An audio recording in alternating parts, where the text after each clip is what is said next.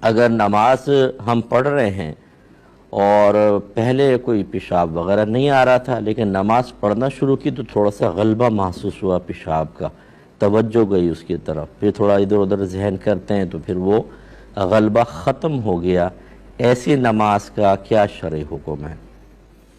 تو آپ نے جو وضاحت فرما دی بیسٹ ہے، لیکن میں چند صورتیں لے لیتا ہوں۔ ایک تو نماز سے پہلے ہی ہلکا ہلکا غلبہ ہوتا ہے، تو پھر نبی کریم صلی اللہ علیہ وسلم نے یہی فرمایا کہ جس کی توجہ اس طرف ہو،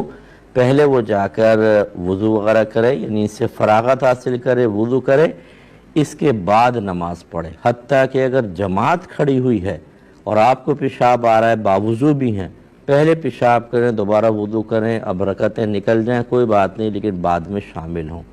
کیونکہ یہ اکثر آپ بھی دیکھیں گے، آپ بھی مانیں گے کہ نفسیاتی طور پہ ایک اثر یہ ہوتا ہے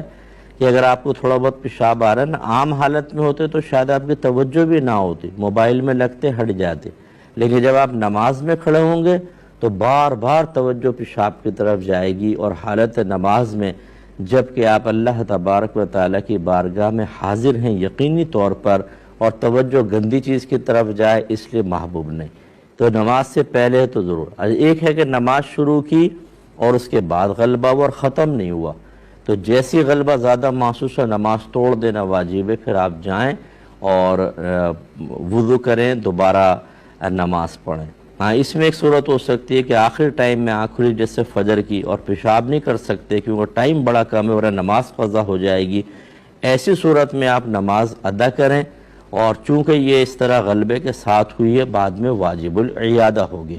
اور تیسری وہ آپ نے صورت بتائی کہ مسلسل غلبہ نہیں، توجہ گئی اس طرف، پھر وہ نارمل حالت ہو گئی، اس میں آپ کی نماز ہو جائے گی، اگرچہ افضل یہ تھا کہ آپ توڑ دیتے، لیکن اگر نہیں کیا تو ہو گئی، اور اس کو لوٹانے کی حاجت بھی